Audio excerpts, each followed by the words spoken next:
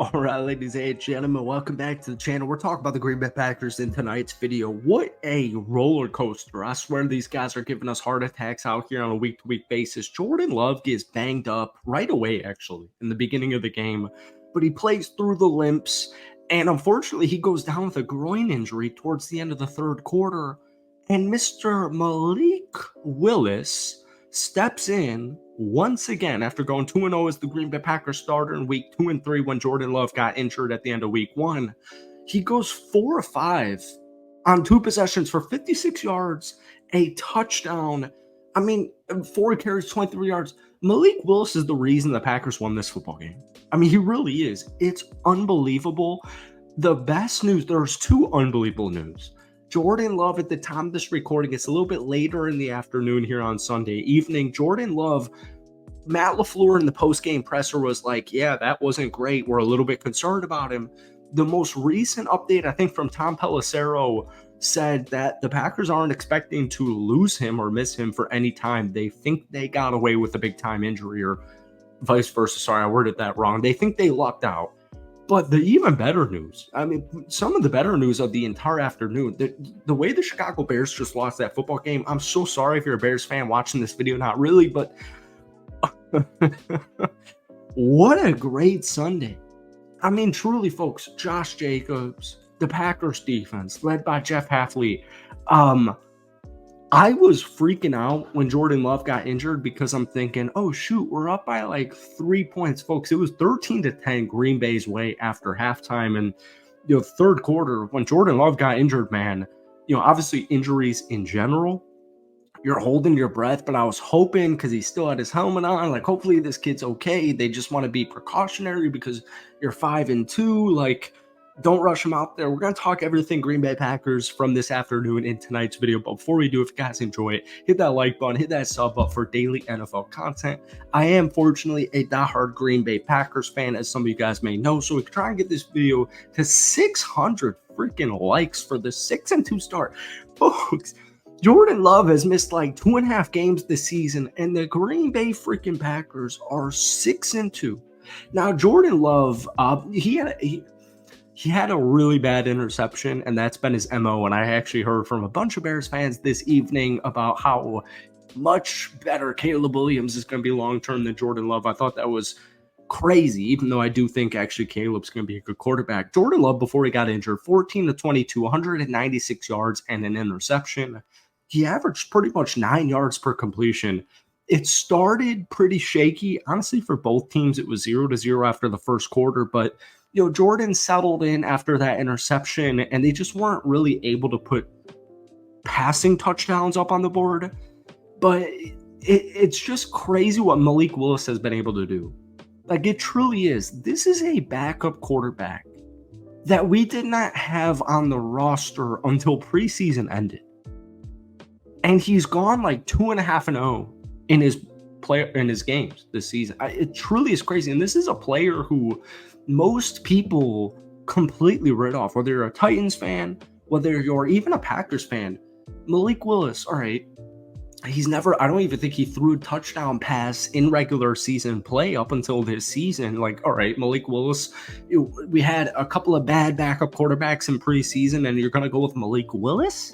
Like, it was kind of crazy. And we're thinking, all right, maybe it's because of our week 1 and week 2 matchups against Jalen Hurts and Anthony Richardson, and they just want a good scout team defense to prepare for these mobile quarterbacks. He's unbelievable. It's not like, once again, Jordan Love got a lot of flack in today's game, and I think most of that has to do with betting in today's era in the NFL or just sports in general. And I think a lot of that also has to do with just player narratives, but a lot has to do with like betting and just interceptions. It's just too like Twittery. Jordan Love, I still think Green Bay would have won this football game. Jordan Love, I never really felt concerned. Jordan Love goes down. I think the Packers were down 13-10 at that point in time. Jordan Love goes down, and Malik Willis comes in for like a third down, and they punt it, and Jacksonville scores a touchdown, and all of a sudden, the Green Bay Packers are down like 13 to, 17? They're down 17-13. Malik Willis, back-to-back drives. But it doesn't even end there. Trevor Lawrence led a phenomenal around the 2-minute warning game tying touchdown drive. And Malik Willis whips out a 51-yard throw to Jaden Reed. And from there on, it was up to Brandon McManus, who for the second straight weeks, I was literally just ranting to my girlfriend about this. For the second straight week, we appear to have an actual competent kicker since Mason Crosby, which it's crazy to say. That should terrify the National Football League. Folks, let's get into stats because we've been ranting the whole video. Jordan Love, we got through it. Malik Willis, 4-5, 56 yards and a touchdown, no interceptions. I think he had a rating of like 150, 140 points something. I mean, he truly, it was crazy. To have a backup quarterback come in here, lead back-to-back scoring drives, I cannot even begin to praise Malik Willis. I really can't. Josh Jacobs was huge. He had that huge touchdown to go ahead after Green Bay was down like 17-13 or whatever we just said when Jordan Love got injured. Josh Jacobs, at the end of the day, 25 carries, 127 yards, and 2 touchdowns, including that critical 38-yard rushing touchdown. To me, he's number 2 in the player of the game. Tucker Kraft's legend, 3 catches, 78 yards, and a touchdown. He also had a 67-yarder from Jordan Love early on in the football game. But his touchdown, that was pretty much the game-clinching drive for the Green Bay Packers. It really is crazy how this team, they're 6-2. Jordan Love's missed 2.5 games, and apparently they just lucked out with his injury. I really can't even believe. Romeo Doubs, 3 catches, 72 yards. Jaden Reed, 2 catches, 55 yards. But most importantly, that 51-yarder at the end of the game, right before Brandon McManus' field goal is late here. Devontae Wyatt, huge fumble recovery. Cooper, the rookie, the biggest forced fumble I've ever seen.